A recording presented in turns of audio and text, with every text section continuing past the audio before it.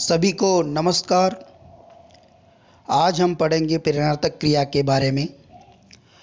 प्रेरणार्थक की इसे क्रिया किसे कहते हैं?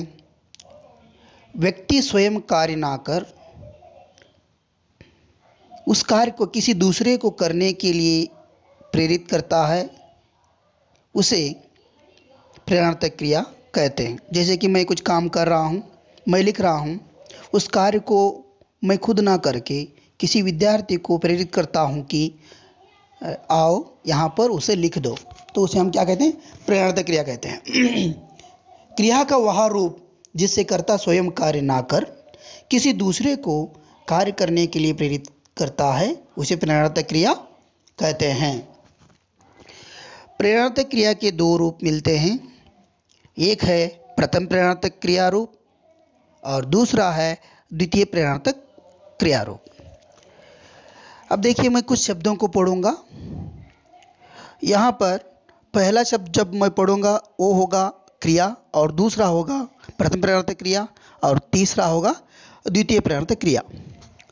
पढ़ना, पढ़ाना, पढ़वाना, लिखना, लिखाना, लिखवाना, सुनना, सुनाना, सुनवाना, बोलना, बुलाना, बुलवाना।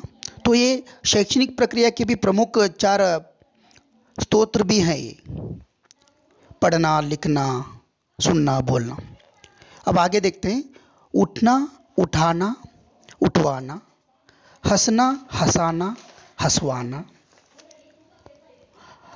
चलना, चलाना, चलवाना, दौड़ना, दौड़ाना, दौड़वाना, ओढ़ना, ओढ़ाना, ओढ़वाना, जागना, जगाना, जगवाना।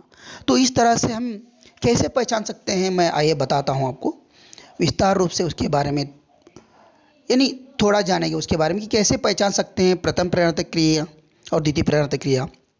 देखिए, हमेशा हमें प्रश्न पत्र में क्रिया दिया जाता है तो हमें प्रथम प्रेरणार्थक क्रिया या तो फिर द्वितीय प्रेरणार्थक क्रिया लिखना पड़ता है। देखिए, जैसे कि पढ़ना है तो पढ़ाना में क्या हो गया? आ की मात्रा आ गई। प्रथम प्रेरणार्थक क्रिया में क्या होगी? आ की मात्रा आएगी। द्वितीय प्रेरणार्थक क्रिया में क्या होगा? वा का एक वर्ण ही आएगा, यानी जो व्यंजन अक्षर वा है वो आएगा। अब देखिए, पढ़ना, पढ़ाना, आ की मात्रा आ गई।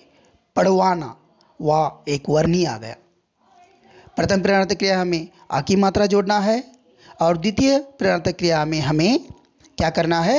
वा का वर्ण ही उसी शब्द में जोड़ देना है, तो वो द्वितीय प्रेरणार्थक क्रिया रूप बन जाएगी।